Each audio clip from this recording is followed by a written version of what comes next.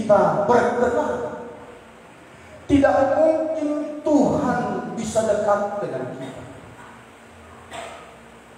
Jadi yang pertama kita harus memiliki iman kepada Dia, mempercayai Dia sungguh-sungguh. Sebab banyak orang hanya mengaku dengan mulutnya percaya Tuhan, tetapi sesungguhnya dari hatinya, hidupnya, perbuatannya sehari-hari tidaklah menunjukkan bahwa dia percaya Tuhan. Jadi kalau kita masih melakukan dosa secara diam-diam, itu pertanda kita belum percaya Tuhan. Kita masih takut hanya kepada manusia, dosa kita itu ketahuan. Sehingga tanpa ada manusia, tanpa ada mata yang melihat, tapi kita melakukan kejahatan dan dosa, itu pertanda kita belum percaya Tuhan. Kita belum yakin apakah benar-benar Tuhan ada. Apakah Tuhan melihat saya sedang melakukan dosa ini? Kita tidak percaya. Ada orang masih hidup dalam ketakutan dan kekhawatiran, sementara dia mengaku dia percaya Tuhan, tapi hidupnya dipenuhi dengan ketakutan, hidupnya dipenuhi dengan kegelisahan, hidupnya dipenuhi dengan kekhawatiran. Berarti dia belum percaya Tuhan. Jadi untuk membangun hubungan dengan Tuhan, kita bangun kepercayaan kita, iman kita kepada Tuhan. Kemarin saya tonton YouTube tentang kesaksian dari Daud Tony, mantan guru saya. Pada waktu dia adu tanding kehebatan kepada pendeta Gilbert Tony, pada waktu itu ada KKR beberapa hari di satu tempat. Lalu pendua siapa di KKR itu berdoa, menopang dan mendoakan Pak Gilbert karena sedang menghadapi si dukun sakit yang sangat hebat. Nah, Daud Tony punya kesaksian seperti ini. Pada waktu saya mengeluarkan ilmu tertinggi saya, ilmu yang paling sakti, itulah mungkin terakhir. Kalau dia bertanding ilmu, pertama, kedua, ketiga, tapi pasti ada senjata pamungkas ilmu yang paling terhebat. Nah, pada waktu dia keluarkan itu, Daud Tony bilang begini, pendua siapa yang mengelilingi Pak Gilbert pada lari ketakutan. Lari ketakutan. Jadi hanya tinggal Pak Daud Tony dan Pak Gilbert. Kenapa Daud Tony bilang begini? Saya melihat ada cahaya, ada kemuliaan, ada sinar penyertaan Tuhan mengelilingi setiap pendua siapanya itu. Tapi pendua siapanya itu tidak percaya penyertaan penjaga Tuhan. Jadi kalau kita contohnya melewati tempat yang angker atau rumah angker, banyak cerita-cerita tentang rumah itu, hal-hal yang gaib yang lalu kita masih ketakutan untuk masuk ke rumah itu atau melewati tempat yang paling angker itu karena sering ada penampakan di sepanjang jalan itu. Tapi kita berkata percaya Yesus, tapi kita dipenuhi dengan roh ketakutan. Itu bertanda kita belum percaya Tuhan. Berarti kita masih belum yakin kuasa kehebatan Tuhan mampu mengalahkan, mengusir segala kuasa-kuasa yang ada. berarti kita belum percaya Tuhan. Nah, jemaat terkasih, iman, sebab tanpa iman tidak mungkin orang berkenan. Tanpa iman tidak mungkin orang bisa punya hubungan dengan Tuhan. Namun itu jemaat terkasih, bagaimana membuat iman kita itu bertumbuh? Yang pertama, lewat doa. Kita bangun kedekatan dengan Tuhan dengan doa. Yang kedua, lewat membaca Alkitab. Membaca Alkitab. Saya rindu jemaat Tuhan, dimulai tanggal 1 kemarin, jemaat sudah punya komitmen membaca Alkitab setiap hari. Sebab kalau tidak, jangan pernah kita bermimpi berharap iman kita bisa bertumbuh, iman kita bisa bertumbuh. Apalagi masa-masa sekarang ini jemaat terkasih, baru di awal tahun sudah banyak kejadian-kejadian, peristiwa yang menimpa bangsa kita. Belum COVID-19, ada pesawat meledak, ada banjir di Kalimantan Selatan, ada gempa bumi yang hebat di Sulawesi Barat. Bahkan banyak lagi peristiwa-peristiwa yang luar biasa. Bahkan sampai ada yang meramalkan bahwa akan ada di tahun 2021 ini pergantian kepemimpinan secara nasional. Jemaat yang dikasih oleh Yesus Kristus, hal-hal seperti itu akan membuat ketakutan. Akan ada goncangan yang lebih hebat lagi. Informasi-informasi seperti itu akan membuat orang ketakutan dan dipenuhi dengan kekhawatiran. Tetapi untuk mematahkan semua itu, kita pegang firman Tuhan. Kita percaya apa kata Tuhan, bukan apa kata orang-orang. Sekalipun itu tanda kutip seperti ada kebenaran di balik itu. Kenapa terjadi? Karena banyak orang percaya kata-kata.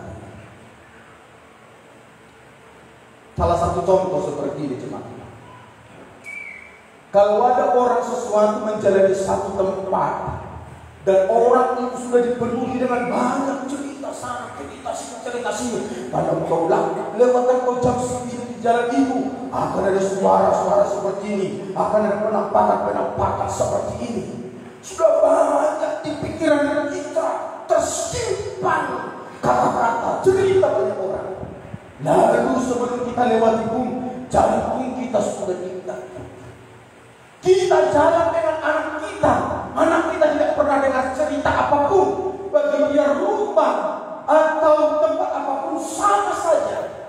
Pertanyaannya seperti ini, kok kita mengalami ketakutan yang luar biasa menjalani tempat itu, sementara anak kita happy saja?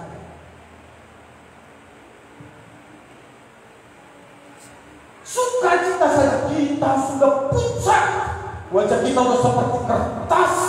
Kapan dia muncul? Katanya di sebelah sini, katanya di pohon ini. Sementara anak kita gak pernah dengar cerita itu. Dia sukacita saja. Begitu mungkin jatuh entah apapun itu, langsung kita pingsan. Kenapa? Saya mau katakan seperti ini. Kalaupun itu betul, kalaupun itu benar, tapi bagi kita jangan pernah percaya itu. Amin. Jangan pernah percaya, sebab kalau kita percaya akan itu betul ada seperti di situ. Yang pertama, kita dipenuhi dengan roh ketakutan. Ada namanya hal yang dekat. Dan kalau kita sudah dipenuhi dengan ketakutan, setan, iblis, roh-roh jahat semakin menampakkan dirinya, menguatkan kepercayaan kita. Tapi kalau kita tak percaya, mau 1000 pun di situ, setan pun seperti berpikir begini, untuk apa Itu hati-hati. Jadi sama seperti ramalan-ramalan perkataan apapun atas kota, atas bangsa, jangan pernah percayai. Sebab kalau kita percayai, iblis akan semakin kuat. Salah satu contoh seperti itu. Kenapa ada pohon disebut di situ angker? Sementara pohon yang di sampingnya tidak angker. Karena ada orang satu kampung itu dari dulu sudah mempercayai ini pohon tidak sembarang pohon. Ini angker. Padahal sama pohonnya. Karena iblis setan tahu pohon mana yang dipercayai, ke situ dia bersama. Tapi pada waktu kita tidak percaya lagi, ada perkataan seperti nggak ada apa-apanya lagi tuh, nggak ada itu, nggak angker itu, ada orang katakan itu. Orang sudah tidak percaya lagi, setannya pun itu akan keluar. Itu apa lagi aku di sini penampakan, toh nggak percaya lagi orang. Begitu cepat Tuhan. Jadi sama seperti rumah kita kalau angker begini, serenang segala macam begini, saya katakan jangan pernah percaya itu. Amin. Percaya firman Tuhan, ini rumahku, di sini ada Tuhan bersamaku, yang ada di sini adalah malaikat Tuhan. Pada waktu kita percaya itu, mungkin rumah itu dulu angker, mungkin rumah itu banyak hantunya, tapi hantu dan setannya berkata, mari kita pindah rame-rame. Sebab ada artinya kita takut pun dia, malah dia suka cita.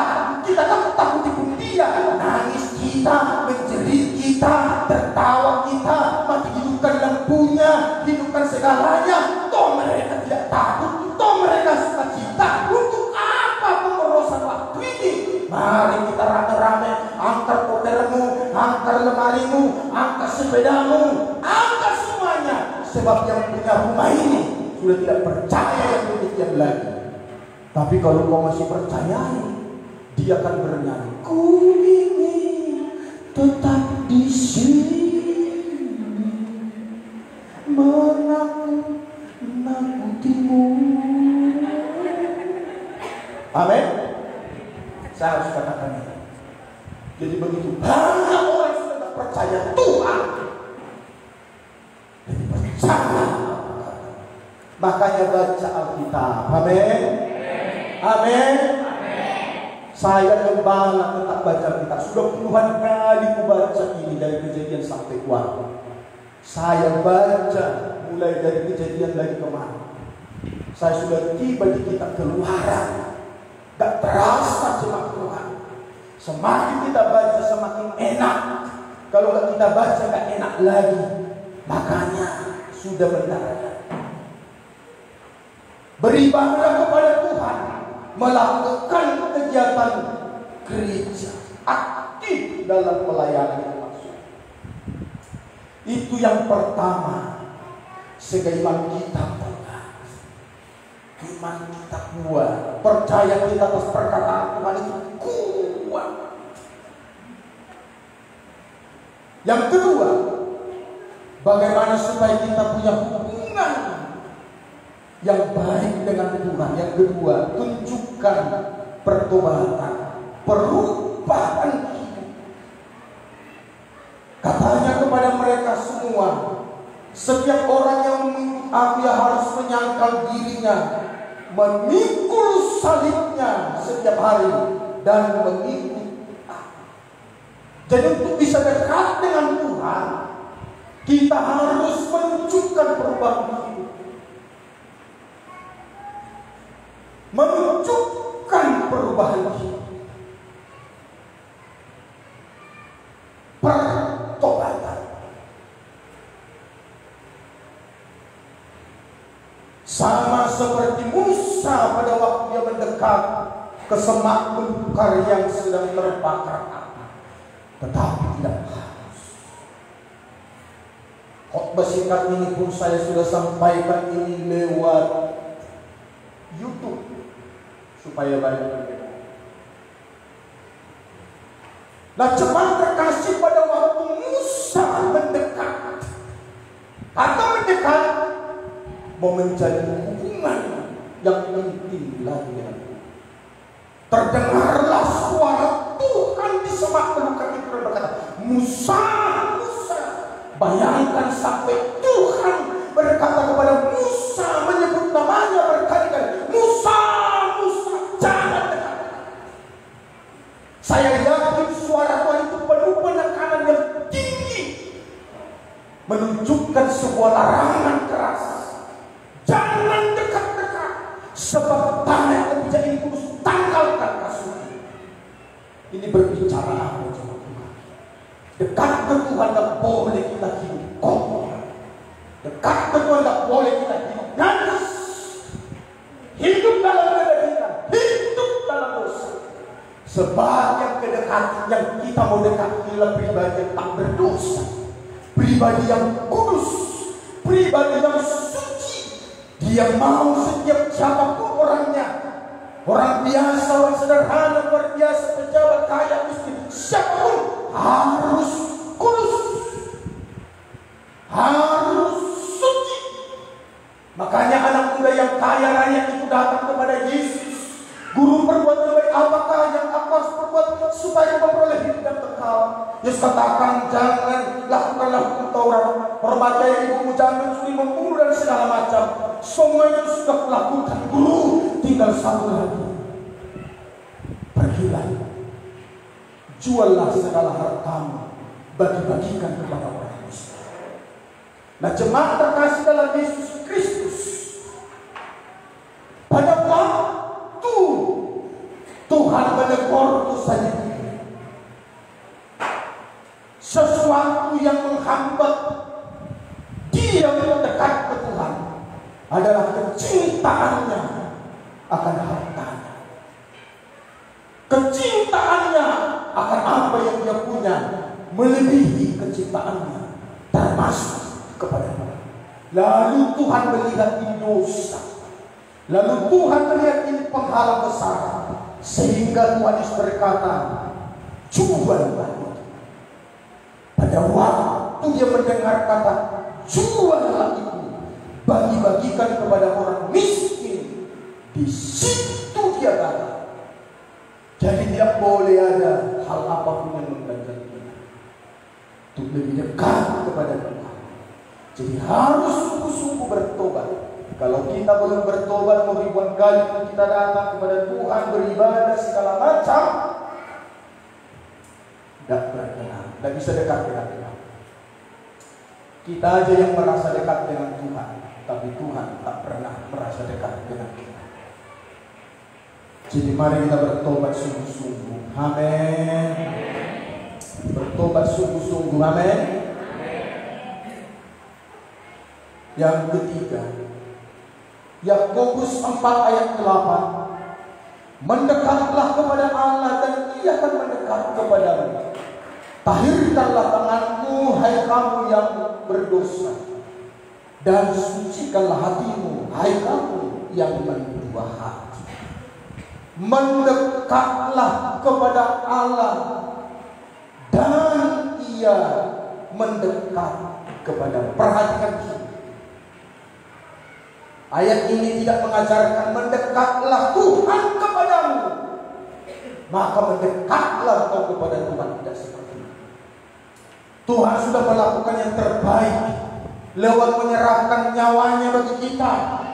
Tuhan sudah mendekatkan dirinya. Dia datang dari sorga, datang ke dunia, lahir di kandang domba dan mati di kayu salib. Tuhan sudah lakukan kedekatan dengan kita. Tapi sekarang kitalah yang akan mendekat kepada Tuhan. Jadi jangan lagi ada jemaat berpikir nanti Tuhan tegurnya, nanti Tuhan hajar. Hati-hati.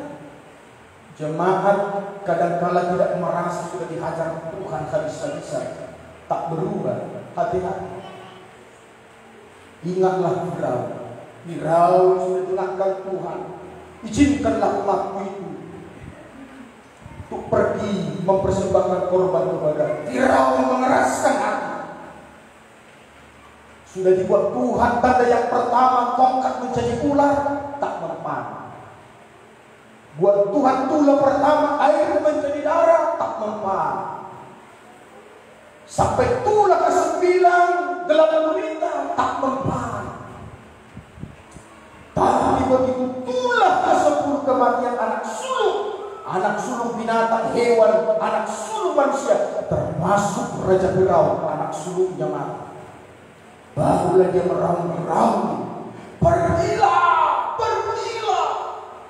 Udah pergi, menyesal lagi, tak bertobat juga. Akhirnya Tuhan habisi sampai kepada kematian, ditenggelamkan Tuhan di laut Tengah. Jadi kita jangan mengeraskan hati. Datanglah kepada Tuhan. Jangan tunggu-tunggu Tuhan. Tuhan sudah lakukan yang terbaik. Tuhan yang tunggu kita sekarang. Tuhan yang tunggu kita sekarang. Seperti anak yang hilang itu. Begitu bapaknya sudah berbuat yang terbaik, dikasih warisan, tapi anak yang bungsu ini pergi menghabiskan warisannya, dan sesudah dia menderita di perantauan, bapaknya nggak mencari, bapaknya nggak tanya, nggak masukkan surat kabar, nggak masukkan berita, bapaknya hanya bilang begini, tunggu dia datang. Itu adalah gambaran kehidupan kita sekarang. Tunggu dia datang. Jadi datanglah Tuhan sampai sekarang masih menunggu kita. Amin. Datanglah. Yang terakhir, yang keempat, untuk kita bisa memiliki hubungan yang baik dengan Tuhan, yang terakhir, mari kita taat kepada Tuhan. Taat.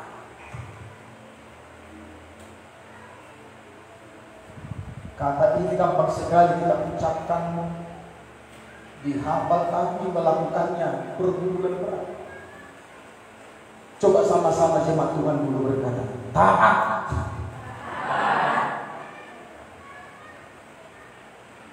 Apalagi anak-anak paling gampang ini, taat. Coba dulu anak-anak. Semua anak-anak dulu. Kita juga anak-anak kan.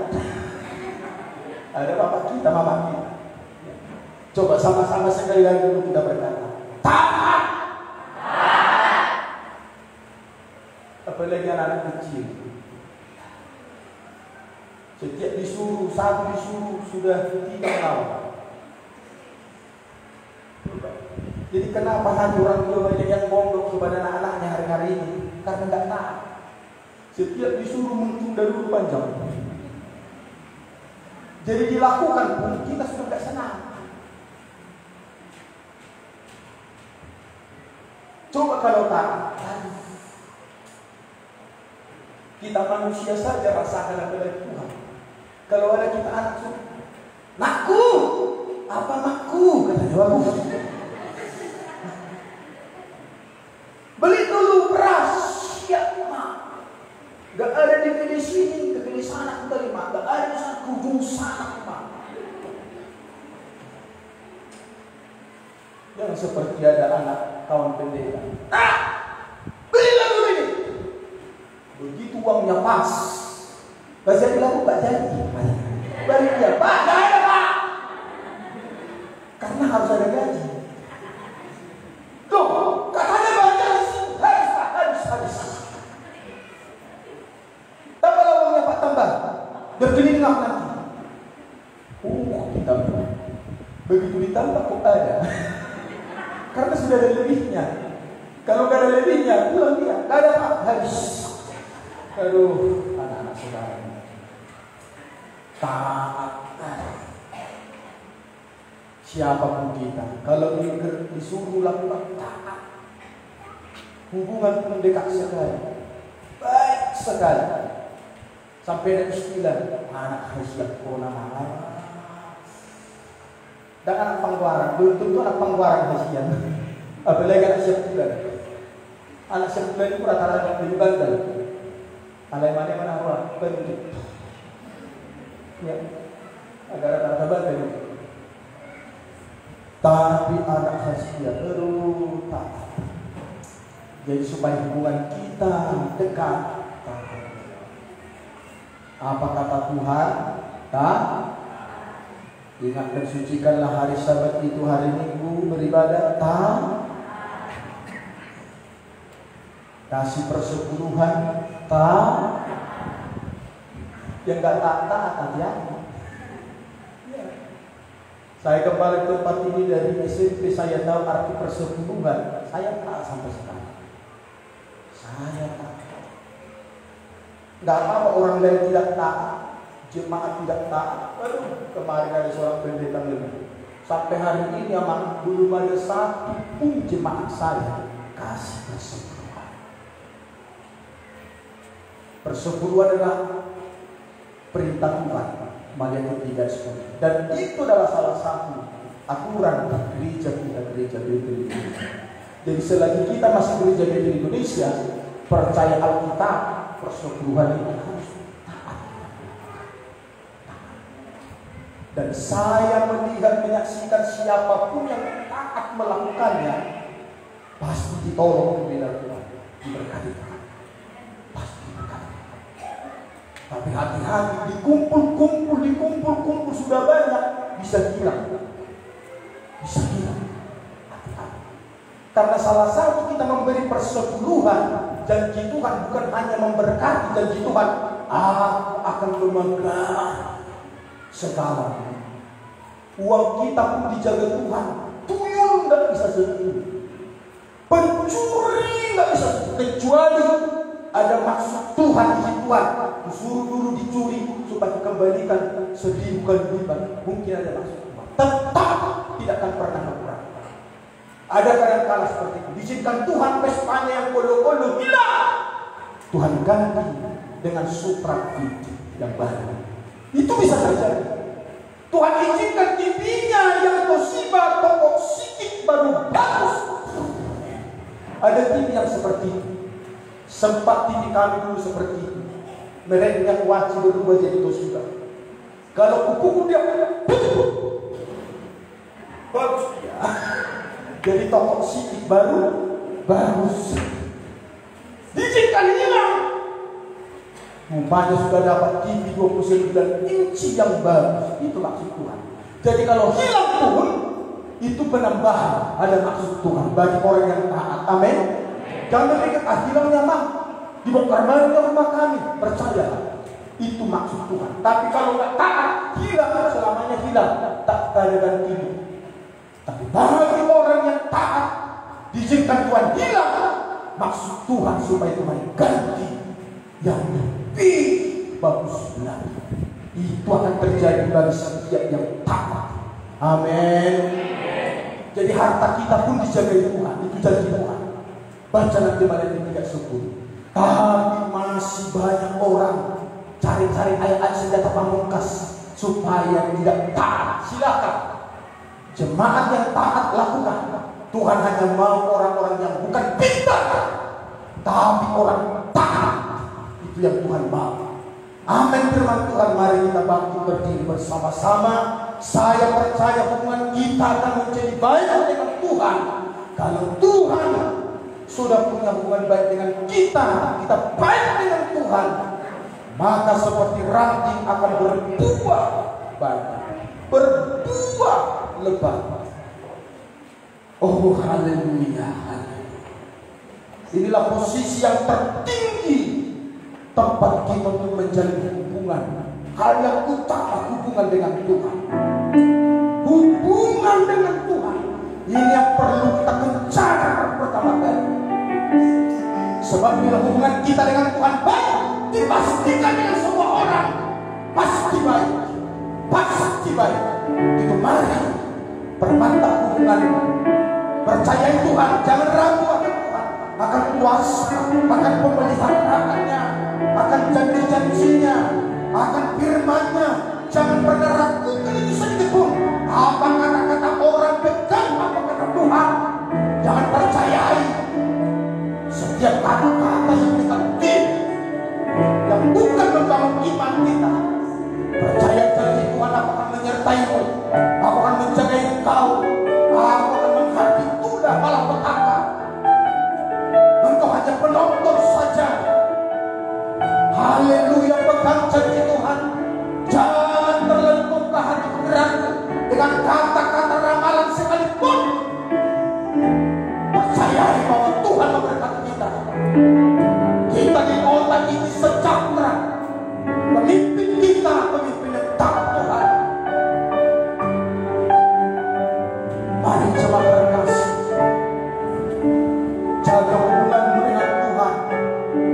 Sebab Dia punya segala-galanya. Kalau Tuhan sudah senang atas hidup kita, kalau hubungan kita sudah baik dengan Tuhan, segala-galanya pasti beres. Segala-galanya pasti beres. Mari mulai hari perbanyak berdoa, membaca Alkitab, duduk di kaki Tuhan, tingkatkan tahun-tahun yang lalu, tingkatkan lagi tahun ini. Kesetiaan beribadah, ketaatan memberi, semua tingkatkan lebih lagi tahun ini. Haleluya, haleluya, haleluya. Sebab tiada tempat pertolongan kita lagi selain hanya Dia. Tingkatkan, kejar,